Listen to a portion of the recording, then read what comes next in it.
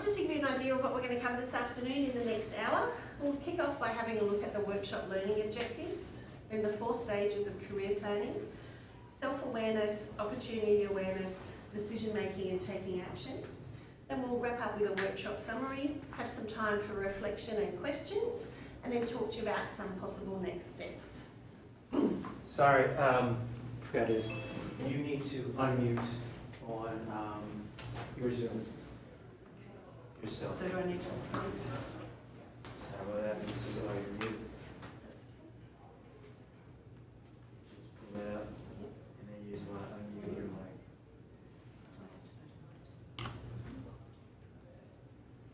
There you go. Go up here.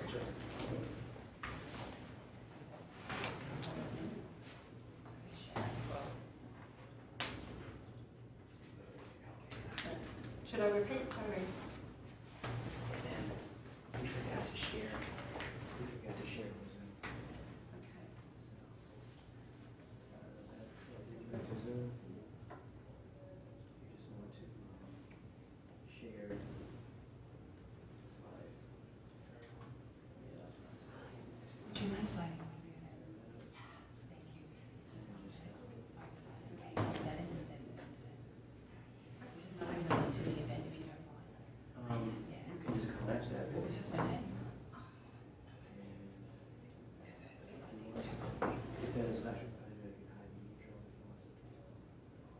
Hide the neutral there.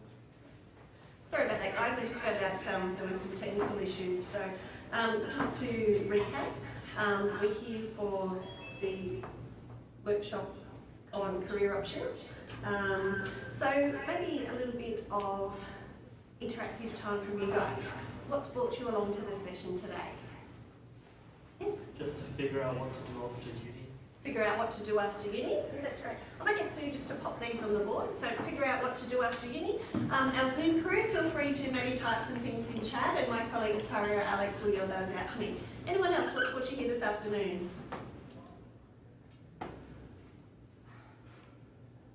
Pretty much the same thing, honestly. Same Just- sort of thing? Yeah. Get an idea of your options Yeah. after uni. Yeah, fantastic. And the ladies in the front? Just to know what we can do to prepare for after uni. Yeah, fantastic. So knowing what to do in order to prepare. Yeah. Tori or Alex, is there anything in the chat? No? Okay. All right. So I guess what we're hoping to do today, as I mentioned as part of the agenda, is to help you understand the concept of career planning. Because I think in order to do anything, we need to have a good career plan. Figuring out how to get work experience before graduating Okay. from Abdullah. Work experience before graduating. Thank you so much for that. And I think, it's all very good for me to stand up here and say, you need to have a plan before you graduate. But that's great, but how do I know? Where do I find the resources? Who are the people that can assist me? So that's what we'll talk about here this afternoon.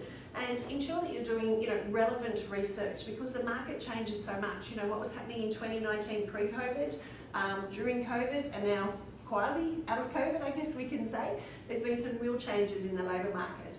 Australia at the moment, for example, is the most buoyant it's ever been. It's definitely a candidate market, which is exciting for you guys who are studying, but where exactly are those jobs going to be when you finish? All right, so by way of introduction, my name is Jen O'Donovan and I'm a Careers and Student Employment Advisor here at Macquarie. I'm joined by my colleague Sue Wallace, and we do have Alex and Tari also on the side helping us out with the chat this afternoon. So Sue's been at the university a bit longer than me. I think she's heading towards 10 years, and 15.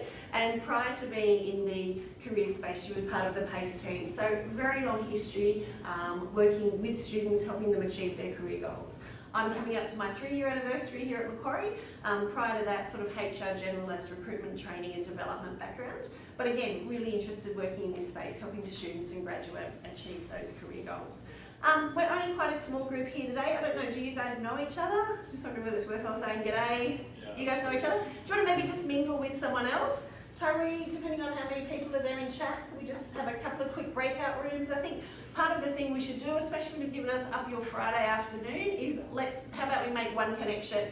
So I'll just give you 2 minutes just to maybe have a chat with someone else. What are you studying? What's brought you here today? And plans for the weekend. It is Friday after all. Oh, you know each other? Yeah, maybe- so Talk in a six, yeah. That's why. Yeah. So what are you guys studying? I'm studying double degree, Master of Finance and Master of Marketing with a bit different entrepreneurs, so have just figure out which way is more suitable for me. Yeah. And Namadera, my name is Namadera. And wait, what's your name again? Namadera, and yeah, just it's a little bit complicated, but you can call me just down. It's nickname, yeah. So hi everyone, my name is Nora with double R, and I'm from Vietnam, and I'm studying Bachelor of Commerce, major in accounting. Yeah, so that's all about me. I'm Zoe, studying International Studies at Law in my school. I'm Alec. I'm studying a Bachelor of Commerce and Psychology, and I'm in my second year. My name's Yasin. I'm studying a Bachelor of Commerce and Medical Sciences, and I'm in my second year as well. I'm Connor. I'm studying a Bachelor of Commerce and IT.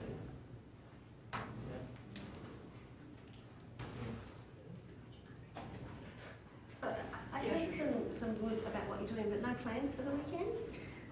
For weekend, nothing at all. Nothing at all? Yeah. Not even studying? Yeah, maybe just studying.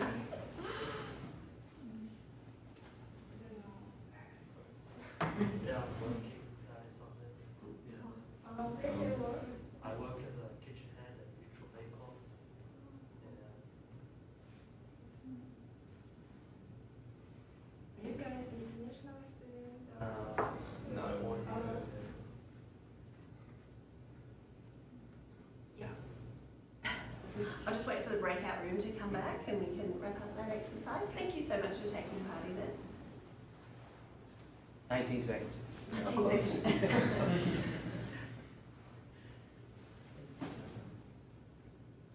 Have you guys been to any of the other Employable You events that we've had on?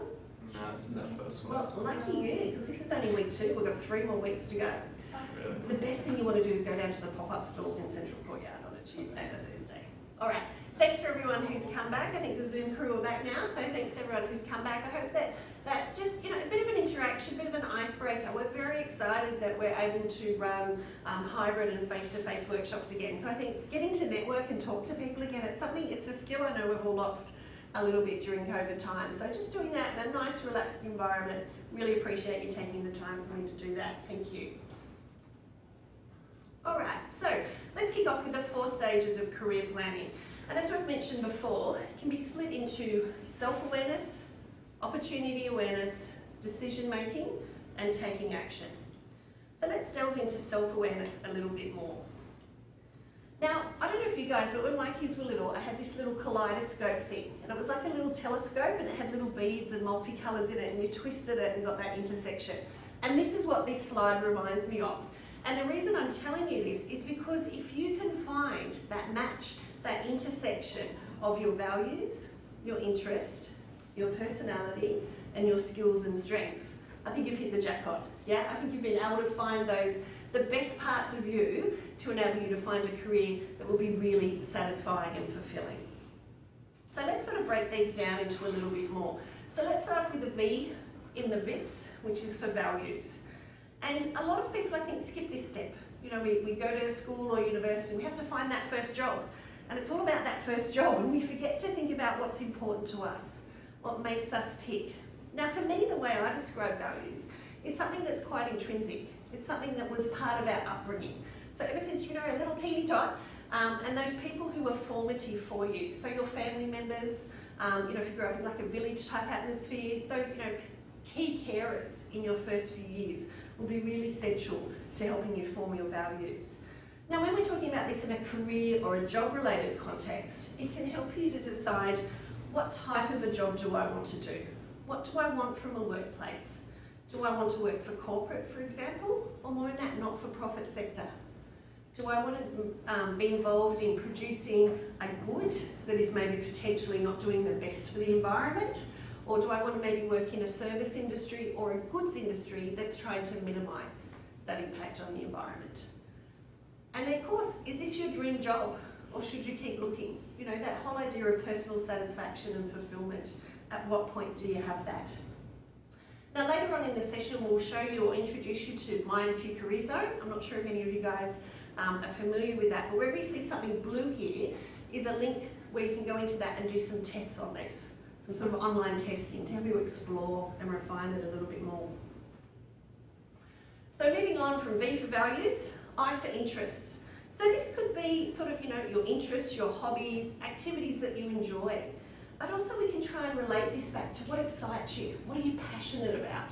You know, what can you see yourself doing that's going to make you bounce out of bed in the morning? Okay, maybe not bounce out of bed for all of us, but something that's sort of, you know, you're quite happy to feel energised about it and talk positively. Now, I'd just like you to reflect for a minute. Think about the people who you know are working. Everyone knows someone who's working? Okay, friends, family members. Think of someone who really enjoys their job. You can tell when they talk about their job, you know, their eyes light up, there's a natural smile. Has everyone got someone in their head? Okay. Yeah, I'm getting some nods here. I'm assuming they're nodding at me on the Zoom, Tyree. So think about, and maybe next time you're having a chat with them, ask them, what motivates you? What drives you? What excites you about your job? What keeps you going back day after day? Now, I doubt their first answer will be money. Okay, for most of us, we do need a financial reward to work. But I'm thinking they'll be talking to you about a sense of satisfaction. Maybe they're in a role where they're mentoring people, or they're really able to help people and make a difference. Okay, so please start having those conversations with people to help you understand what works with you. And again, on MyMQ Career Zone, there's quite a few assessments that you could have a look at there as well. All right, VIP, P for personality. Has anyone done any personality tests? Myers-Briggs, Ocean, yeah. How did you find that? It was interesting. I think I kind of like already knew. Mm-hmm. I forgot my results, but I did it for like one of my units. Yeah. Okay. So I think it's important to understand about our personality. It's something that maybe changes a little bit as we grow and develop. And sometimes I guess we have that work persona and maybe our friends or family persona. And that's quite okay as well. But again, when you combine your values and your interests and your personality and skills and strengths that we'll talk about, you'll see how it ties in. The other reason I think it's really interesting to know about your own personality is so that you're aware from what we call an EI, emotional intelligence point of view. You know, I'm quite naturally an extrovert. I'm standing up here talking to you guys, it's not worrying me too much. I know other people who would be up here absolutely shaking to the thing. You know, but I know for some people, me being this extroverted and animated could be a bit too much for them. So I'm very aware that, for example, when we do our one-on-one consults, that I sort of let that person set the tone first. Okay, so I sort of try and make a bit of a judgment call. How are they reacting? You know, do they look shy, the eyes down a little bit, if they've got a big bright smile? Okay, and try and balance my personality. So I'm not scaring them, because obviously as a careers advisor, I want to help them and have them in a comfortable environment to open up to me. So that's why I think it's really important to know a bit about yourself and how that impacts on other people that you are friends with, you know, family with, but also your work colleagues as well. All right, so we're moving through this VIP S for skills. Now, skills are something that we've all got. All of us have skills. Some of us at different levels, but it's a real keyword, a real buzzword in what employers are looking for at the moment. So what we want you to start thinking about is the skills you have now, the skills that you're good at, and the skills you still need to develop or improve on. And ideally we're thinking about that from a career point of view. So maybe, let's say you're studying something in the business world, you need to know Excel. Who here knows Excel? Yeah. Anyone consider themselves intermediate? Yeah. Anyone advanced? Okay. What if, say for example, you want to get into a job or a role, and on the job description it says advanced Excel skills. Okay, so you're like, okay, I've got intermediate, how can I move up? You can have a look at Coursera, have a look at YouTube. Oh, my mate Dave's really good, maybe he could give me a quick recce on it. Okay, so that say potentially when you're asked at an interview, how do you improve your skills, you know, how good you are at Excel, you can say, well, I would consider myself intermediate, but I know it's very important for this industry, so this is what I'm doing to improve. Okay, skills are always about improving. And at Macquarie, we've identified 14 employability skills. And we honestly believe that these are what you need to be successful in your career, regardless of what that is. Now, some are going to have a higher or a smaller level, but overall these have been developed and agreed, I guess, you know, nationally and internationally. Many, many years ago when I started in this industry, we sort of had 8, and they're still on this list, okay? So it's just that, for example, maybe the data literacy and the global citizen are probably a couple of new ones. But just have a bit of a look at this for me. Is there any that are resonating for you? Like if you can imagine it's sort of like a bingo card and you can put a cross on it, put one of those big dabbers on it.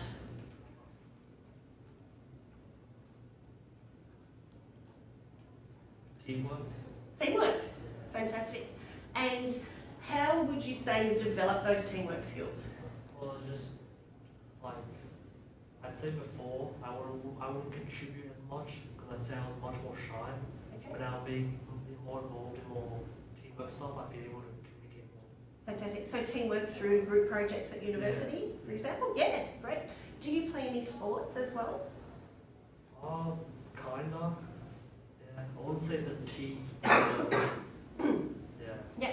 Because that's often another way, and I think it's really important and something we're always reminding students and graduates of, is that the skills don't necessarily need to be gained just from university, okay? Any work experience, volunteer work that you do, sporting, hobbies, community work, internships, all great ways to value that experience. Anyone else like to share, or anyone on the chat? Anyone sort of looking at a skill, they're going, I've got that. Feeling good about it. I'm not about that. I'm answering a few different questions on the Of chat, course. but not about skills. We actually have some good questions coming through about aspects of what you've already discussed. Lovely, Yeah. as long as you're all right there, Tyree, which I'm sure you Absolutely. are. Okay, all right. So these skills are something, the more you engage with us here in the EGS team, the Employability and Graduate Success team, these skills are things that we'll talk to you about. Has anyone done a PACE unit as yet? The Work Integrated Learning. Okay, so quite commonly you'll do that in your 3rd year as part of your undergraduate degree. And it's a great way to gain skills, definitely, and you know, things to put in your resume and things to talk about for grad roles. But it's a good idea to start thinking about what skills you can bring before you sort of do that internship, that work integrated learning placement. So skills that you're gaining through maybe part-time work, volunteer or community work. Is anyone here doing the GLP program, for example? Yeah. So that's a really good one. Ticks that global citizen box, doesn't it? Okay. So just it's a good idea just to think about those and work with them. All right. So following on, and I never know how to say this properly. We talk about the VIPs, but then we've got we've got to have another rolling S on the end of it. And this is your strengths. And to me, where your strengths come through is, I guess, when you've sort of started to master a skill. Anybody drive a car? Okay. How long have you been driving a car for? Yeah. A couple of years? Like 5. Yeah, 16 to yeah. 5 years? Okay. Are you a better driver now than you were when you first started? Yeah, of course. Okay. And what do you think's made you become a better driver? I don't know, just experience. Yeah. So experience, practice, Yeah. maybe you had some professional lessons. Yeah. Yeah, got some coaching, and just, you know, the more you do it, you become aware of other things. You know, you develop that skill of driving in a straight line and then negotiating a roundabout, and then different weather conditions. So that to me is how we can sort of link all this together. You develop a skill, but then as you master it and practice it, it becomes a strength. And it's very important to know what your strengths are to be able to identify these to employers. Okay? Recruitment is a competitive game. All right? In order to stand out from the crowd, you need to be confident in the skills that you've got and expressing those as strengths to employers. All right. Now, I mentioned mentioned before, and this is a snapshot of my IMQ Career Zone. If you guys got your phones there, why don't you just have a go at that QR code? We won't have too big of a play with it now, but just so that it's ready to go. Has anyone ever logged in and done any of the stuff on my IMQ? Yeah, fantastic. It's good, isn't it? Back me up. Yeah. Yeah. I did some like the 360 resume stuff. Ah, yeah, CV360. Yeah. Yeah, fantastic tool. So this is a really good resource that we have available to you. And as I said, there's the links beforehand, so you can have a look at, you know, the self-awareness, the workplace skills, but it's also got some other stuff that we're not going to touch on today. I won't segue, Sue, don't worry, we're not going to touch on too many other things, but other things that will be part of your job search that we can definitely help you with here at Macquarie in terms of job hunting, resumes and applications, interviews and offers. All right. Now, one thing I'd just like to share with you is something called our MyMQ Career Planner. Okay, so this is something, if you're really interested in doing some more work on skills, we actually run another workshop on employability skills, so that grid that I showed you. But having a look at this career planner is probably a really good follow-up after the workshop today.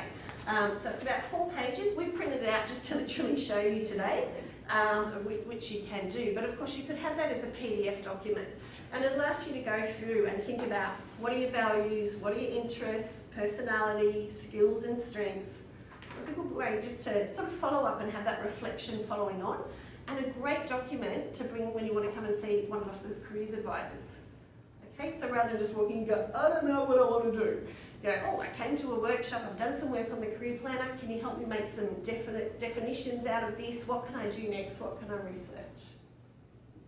Now, does anyone have any questions? Tori, I know you're typing away there madly on the chat. Is there anything you want me to cover that you think would benefit the group?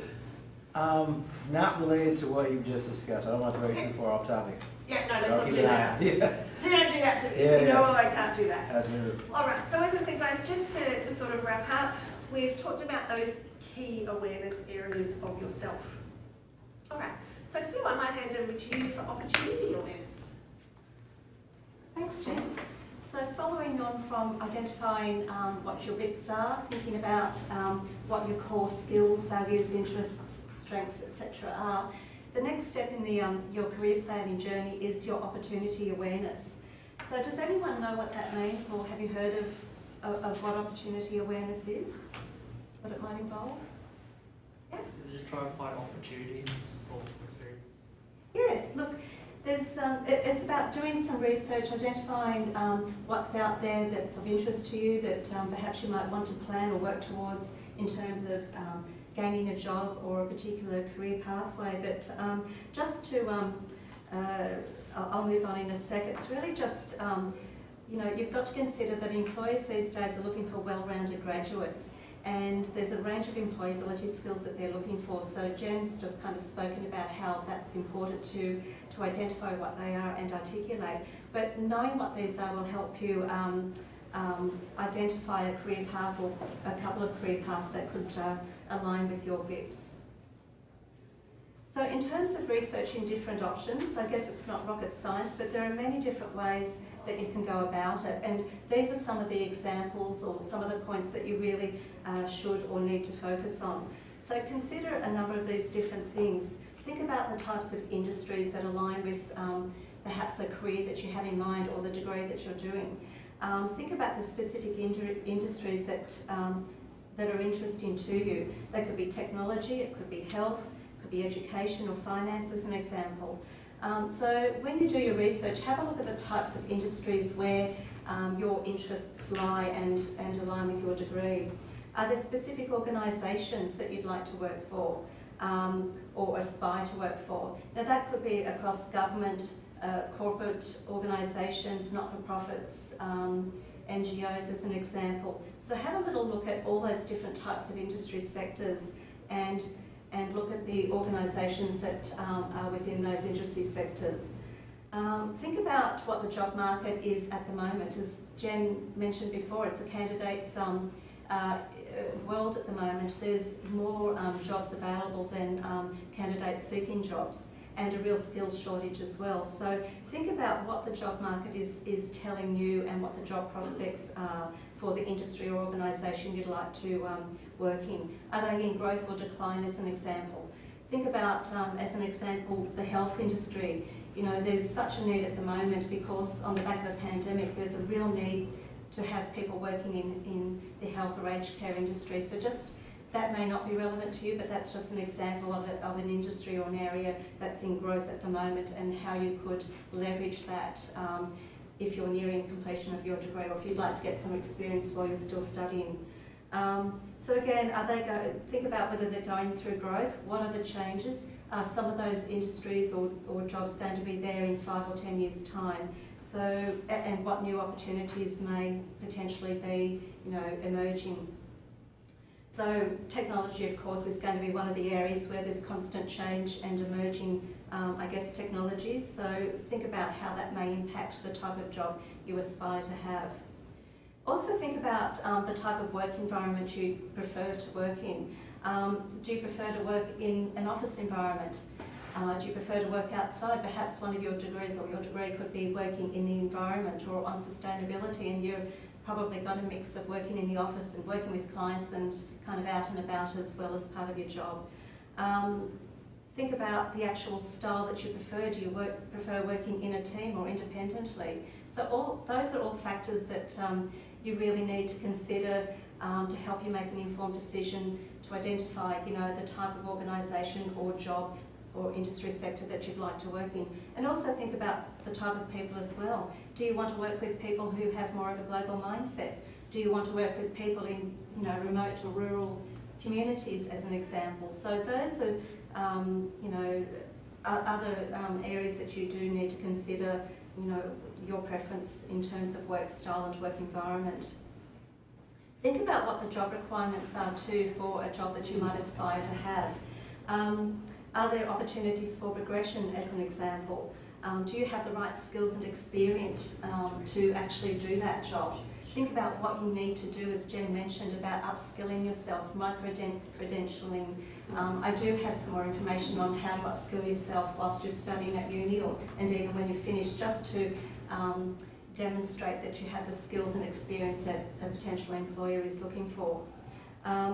There's the Forage, I do have a link to that later on, but the Forage provides free virtual, I think it's free, virtual workplace experiences where there are projects and kind of internships that you can do that are offered by major organisations. I think the Fortune 500 organisations. They're short activities, 5 or 6 hours in length, sometimes shorter, where you might work on a particular project and then that will be reviewed and you'll get some feedback. There's LinkedIn Learning, of course. They offer a lot of free courses to students, and also if you visit Employability Connect, we have a lot of resources and workshops that you can get involved in, and of course meet with a one-on-one. We'll have a one-on-one with a careers advisor like Jen and myself and Tyree. So, as I said, look at what the opportunities are for progression. Are they strong, or is it very limited in the field that you're looking at, or the type of job? Again, as I said, is it going to be there in 5 or 10 years' time, or what might your particular job look like? Look at, do some job search on websites. Look at the professional associations or peak bodies that might regulate certain industries, and get some information from, you know what's happening currently at the moment, any emerging trends, as I've mentioned before. We have, actually I think it's on the next slide, so I won't talk too much right now about that, but remember, any preliminary research on an industry sector, on the degree that you're doing, and what, you know, outcomes there may be for you in terms of careers and jobs. Your preliminary research is really going to set the scene or set you up for success. So not only have you identified what your VIPs are, now you're doing some research onto potentially what could be a good fit for you in terms of your values, interests, personality and skills. And then I'll show you how to actually map that or document that in a structured way, so that you've got a career plan by the time you finish or graduate. So any of that time doing your preliminary research is time well invested. So where to research? I mean, it's quite obvious, I guess, the many ways that you can research job advertisements clearly. So job advertisements actually give you a real insight into the types of activities you would expect to do in a particular role. So if you do a search on, let's just say somebody here might want to be an accountant, what could you typically expect to do in a junior or a graduate accountant role? Have a look at what's being promoted or advertised at the moment, and look at what skills and experience they're requiring or what they can offer to you if it's a graduate role, as an example. Have a look at leveraging your network. So that means networks can be across a range of different areas or platforms and areas. So if you think about LinkedIn, who of you here has a LinkedIn profile? Yes, a few of you, and some on the chat on Zoom, I'm sure. But LinkedIn is a great way to actually connect with others. It's a great way to actually find out what other people are doing. Have a look at their career path and the journey, you know, from when they perhaps graduated to where they are now. And quite often, if you have a look at people who've in similar roles to what you aspire to have, it'll actually tell you a little bit about what they're doing, maybe a key project that they're working on. It might, they might, you know, talk about the skills that they've used or you know, what they've done in terms of education to get there. Have a look at their recommendations or endorsements and follow them on their, you know, through chats or like things that they've posted. So there are many different ways to network just on LinkedIn, but even in your own family or friendship circles, perhaps there are people who are working in an industry that you'd like to break into. Think about newspapers and journals, industry journals. I mean, jobs quite often are advertised in newspapers, but they're also mostly going to be available, or that information is going to be available on the website, whether you're looking through Seek or Indeed, whether you're looking at the actual organisation's website. So some of the relevant websites we've got listed here, just in terms of helping you conduct your research. If you go to Your Career, which is a government works website, that has a lot of information about careers and occupations within particular industries. They have a lot of articles, and they have some training modules that you can also do there. So it's a great way to actually understand a bit more about what types of careers are available to you and what might align to the degree that you're doing. The Labour Market Portal or Labour Market Insights, it's also a government website where insights from the National Skills Commission are actually listed there. So it'll talk about trends in the Australian job market. There's a lot of information there, and I strongly urge you to have a look at that regularly, because you know information is updated on a regular basis as you know trends or you know things change in the job market itself. So there's a lot of online opportunities for you to do some research. So make sure that you make use of a range of different websites and different mediums to do your research, and don't forget about connecting with people that you already know. Perhaps there are people in student societies that might have jobs in certain organisations, or through employees that come to do presentations here on campus, or through the student societies as well. Make sure you connect with those people and reach out to have an informational interview. Does anyone know what I mean by an informational interview? Has anyone done that? As finding out some facts about jobs in particular?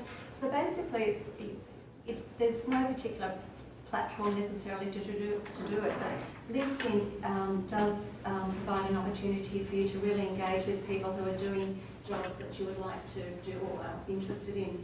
So what you can do is you can search via LinkedIn by job group as an example, identify people who are in roles that you're interested in, and just reach out to them, message them, introduce yourself, who you are and why you're connecting with them, and just ask them, tell them you're interested in learning more about the job that they're doing, or the industry, or even the organisation. Can you just have half an hour chat with them, either online or maybe meet up over coffee in person? they're really great ways to find information about the industry and what's going on. It could actually help you make an informed decision. Well, actually, that's not really what I was looking for, or perhaps it doesn't really interest me as much, or think, wow, they do this. This is great. I really want to do that.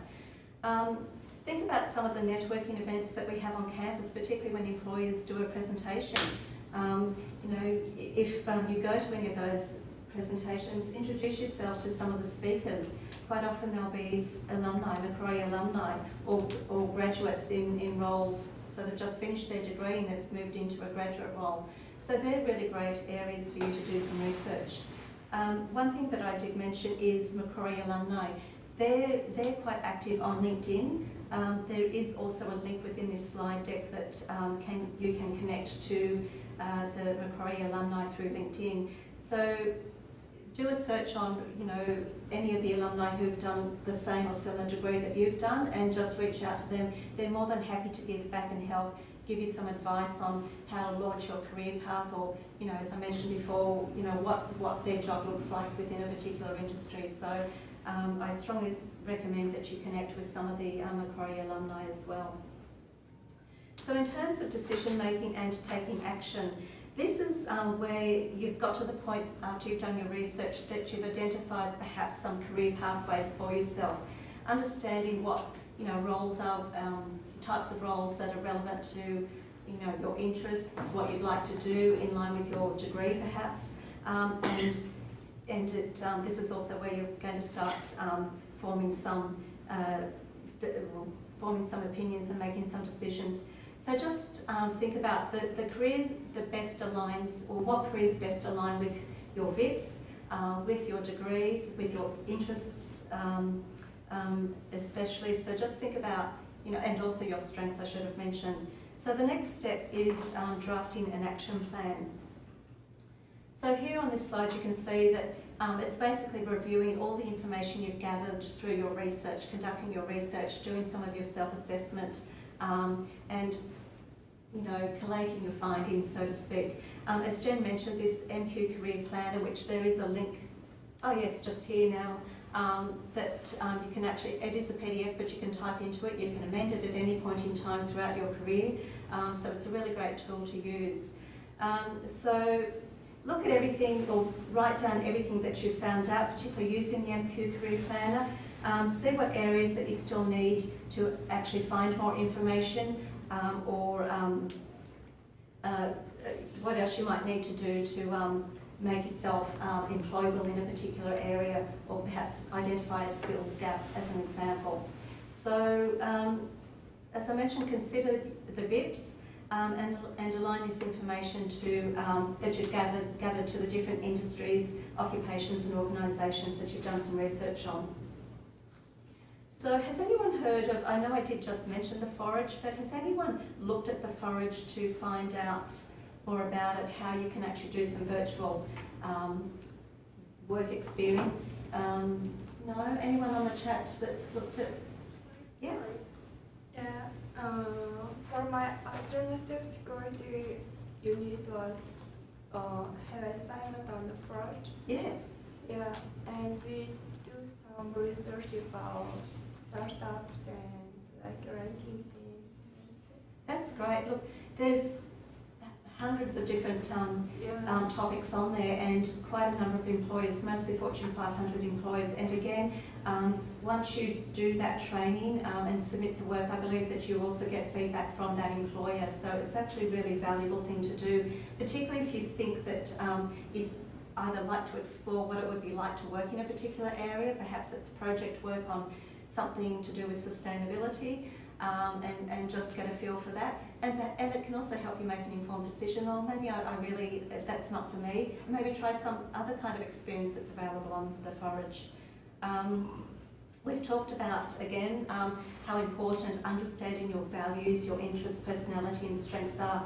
And are they going to be are your VIPs a right fit for the role that you think you might have identified as being the right type of job for you? If not, do you need to keep looking further about what opportunities could be suitable for you? Think about the organisations. Again, think about across different industries as well. you know, if you want to be an accountant, I keep going back to that, but accountancy roles are across all industry sectors. So if, as an example, your interest lies in working with animals, or you've got a really strong interest in volunteering at Taronga Zoo as an example, or perhaps you might want to consider you know, being an accountant working with Taronga Zoo. Or if your interest lies in sport, perhaps you'd like to work for the NRL, you know, anything like that. Think about, you know, that's a way that you can align both your interests and your skills and your knowledge in terms of the role you'd like to do. So it's really, you know, important just to think more strongly about the roles, the organisations, the industries, and keeping in mind, you know, any emerging or current trends within the marketplace. One thing that I also wanted to mention is through your research, you'll get a really good idea of what you can expect in terms of salary or remuneration package for a typical role. So even looking at the job ads that, you know, from on a day-to-day or weekly basis, they'll give you an indication of what employees are looking for. They might disclose what the salary or remuneration package may be, and if not, then you'll need to do a bit more research as to what you would expect in the marketplace if you were applying to a particular role. But just, you know, all those kind of things are going to help you make an informed decision and help you, I guess, construct an effective career plan for yourself. Also consider, you know, short and long-term goals as well. So we've got a great table, which I haven't got up here, but if you do go to Employability Connect and have a look at the career planning web page, towards the bottom of that web page is a little table on thinking about what your VIPs are, what skills do you have as an example right now, what do you need to further develop, what you need to plan for in the short term and the long term, and then constantly reflecting or reviewing, you know, your career path and what everything that's involved within that. So just make sure that you do have a little bit of a look on Employability Connect as well, because you might find that you might need to adjust your expectations, or the career goal that you thought that you had might not quite be what it ends up being. So ask yourself what looks like the best opportunities for you. There's probably not going to be one, well, there could be a couple of standout opportunities, but just don't narrow it down, narrow the field down so much that it's really going to be hard to find a job, you know, because you've narrowed down your career path. So just keep those things in mind. So the next step, in terms of you've done your research, you've thought about you know, what the action plan is, and you've started to map some things out in terms of finding out information and trying to align the types of jobs and or occupations and industries that will fit in with your VIPs. Make a decision. So assemble all the facts, again through your research and documenting it in something like this career planner that we've got. There are other tools, but this is a very simple structured way to document what you've found in terms of research, knowing, being self-aware, identifying industries and organisations that could be of value to you, and then what you're going to do to achieve that. So identify the pros and cons for each of the options you've looked into. One of the ways that you can actually really that will help you, I guess, think about or be clear on what your objective is using a technique called the SMART technique. I'll go into a bit more detail about that in a moment. But in terms of defining your objective, you can see here that set some SMART goals, and this goes for, you know, every time you might want to review your career pathway, use this technique, the SMART goals, to be realistic about what you're trying to achieve or what the direction that you'd like to move into. So it starts with defining your objective. We find that students who have a well-developed action plan probably succeed more in terms of their outcomes, whether that's your career plan outcomes, whether it's getting to the first step in towards achieving your career goal. So this starts with being clear about your objective. The SMART goals in terms of being specific, measurable, actionable, realistic and time-bound. Has anyone heard about the SMART goal technique? Yeah? Have you used it in any context at all? Not much? Maybe it's something new to you, but it's a really great way to actually map out your career plan. So it helps you identify any of the key players in the industry or the organisation that you'd like to work in. It helps you to develop a strong resume once you've mapped out your career plan and produce an impactful LinkedIn profile. And it also helps you identify any potential networking opportunities for you to connect with others. So specific, does anyone know what specific means in the SMART goal technique?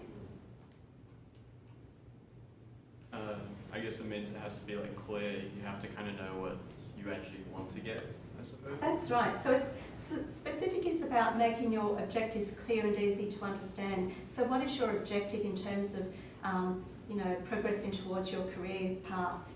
Think about the steps that you need to take that. Think about what that clear goal is.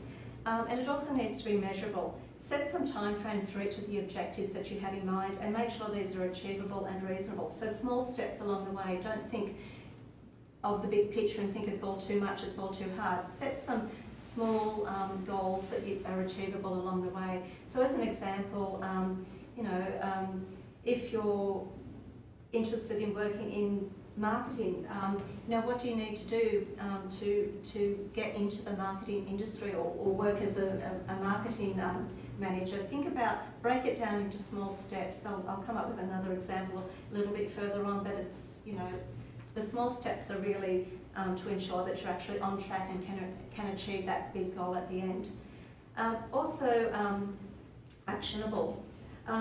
Be realistic and don't make the goals too complex. Keep them simple and easy to understand, and think about how you're going to, what actions you're going to take to get you to that next step in your career path. And also be realistic.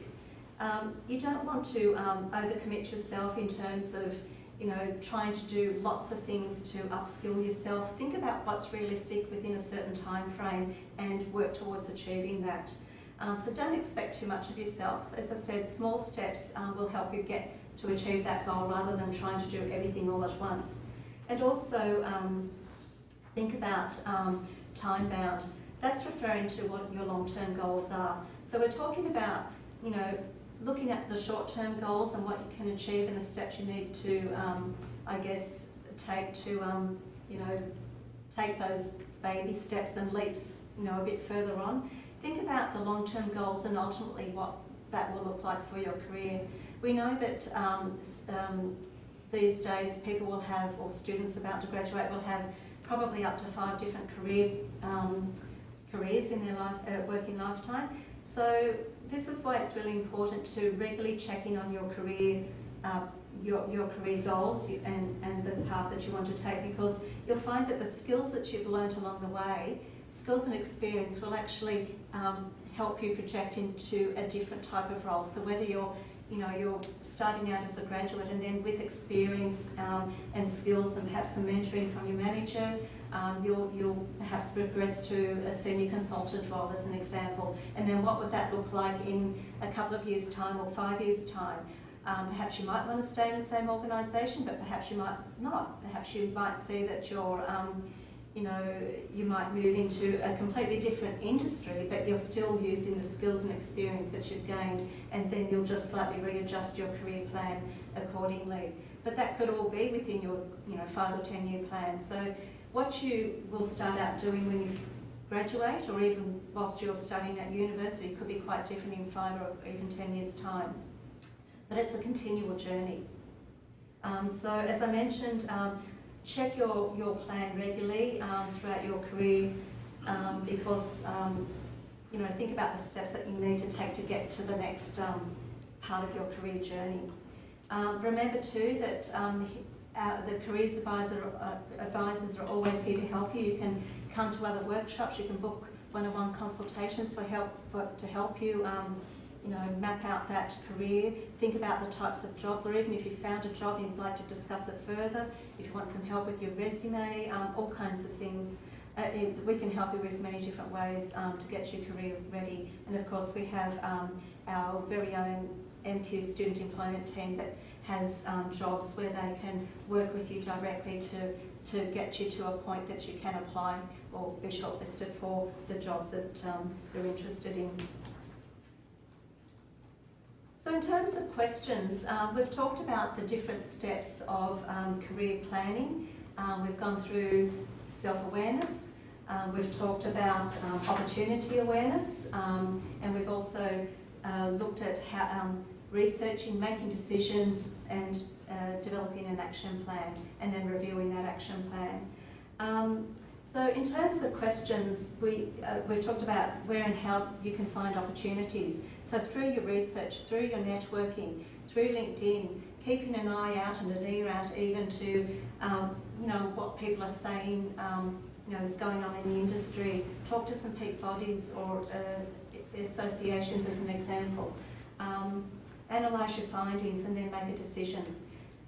Also, we had some discussion here at the very beginning in terms of what you were here, what made you come here, what did you want to find out in terms of your career plan. So particularly what do you want to do after uni? Sometimes, students when they leave high school don't exactly know what they're looking at in terms of their career. Perhaps they might just enrol in a Bachelor of Arts, or I shouldn't say just, but enrol in a Bachelor of Arts or a Bachelor of Commerce degree, which is generic degrees, and then have choose a major or a particular discipline area in year 2 that they can focus on, and that's fine. Sometimes that major can actually help you have a clear focus on, yes, actually I'm doing a HR major within the BCom degree. I'd like to pursue working in HR, perhaps it could be in recruitment, perhaps it could be in learning and development as an example. So there are all ways to kind of explore, even if you do a double major and you get to do a PACE internship opportunity, that can actually inform whether, well actually yes, I'm on the right track, this is what I want to do. Or maybe not, maybe I'd rather do something else with my Bachelor of Commerce degree. In terms of preparing before graduation, that was another thing that was highlighted by people in the audience and on Zoom. Think about the skills that you need to develop whilst you're here at uni. Think about the group assessments that you might do, or group activities. Think about joining student societies as an example, or other ways that you can get involved in things to grow your network and your skills, and then demonstrate that back to an employer when you're applying for a job, or even if you've got to the interview stage. And how to get work experience before you graduate. Well, we've mentioned some of these. Jen mentioned PACE. So for undergraduate students in their final year will get to do a PACE experience, and that means engaging with an industry employer either through group-based project work, working on a real-life current issue that has been put forward by the organisation, where you'll come up with developing a set of recommendations to address a particular issue. Or you might also get the opportunity to do an internship. They're great opportunities to get insights into the industry and develop your skills. And sometimes when you are engaged with employers, either through project-based or industry projects or internships, that can actually sometimes lead to ongoing work or casual work or project work beyond the PACE experience. And also the skills that were on that table that Jen showed earlier on in the workshop. You may not necessarily have all those skills. You may not even need to have all those skills, but they're the skills, the most common skills that employers are looking for. Think about how you can demonstrate those skills can transfer to different roles that you might apply to, or jobs that you might apply to. So think about all the experiences you've accumulated through work, through university, maybe through in the community, and even perhaps there are other kind of ways, something that you might do within the family or in your friendship networks. Think about how you can articulate those skills and demonstrate them when you're applying for jobs or at interview.